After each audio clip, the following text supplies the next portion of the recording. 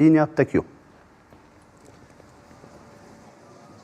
Po atëherë po i flasim këtu nga çarshia e vjetër e Gjakovës, ku sot rreth orës 5:20 të mëngjesit, prapa meje, pra në këtë lokal ka ndodhur një vrasje ku, siç është konfirmuar tashmë nga policia e Kosovës, pronari i këtij lokali ka shtënë me armë zjarri pas një mosmarrëveshje ndaj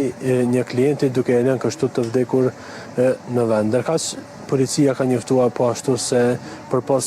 personit që ka vdekur në vend ngjarje nga të shtënat me armë zjarri, i plagosur ka mbetur edhe një person tjetër që ishte bashkë me viktimën, ndërkaq pra i dyshuari kryesor për këtë vrasje ende mbetet në arati, pra që është pronari i këtij lokali. Ndërkaq në këto momente kur ne po flasim, ftoj edhe operatorin Delisa Dika të ofroj disa pamje ku shihet se ende pra kanë mbetur shenjat në objektin e këtij lokali ku është shtënë pra me armë zjarri, e po ashtu përpas shenjave të plumbave janë edhe disa njolla gjaku që janë pra nga rasti i fundit që ka ndodhur mëngjesin e sotëm. Ndërkaq, siç e thash, ende nuk është kapur pronari, pra që dyshohet të jetë rasti i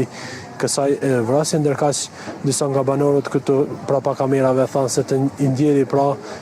viktima bashkë me pronarin e këtij lokali kanë qenë shok mes vete, ndërkaq nuk dihet ende se si ka ardhur deri tek rasti. Kaq nga kjo lidhje direkte, ne do të vazhdojmë të qëndrojmë në qytetin e Gjakovës për të marrë më shumë detaje tjera rreth këtij rasti.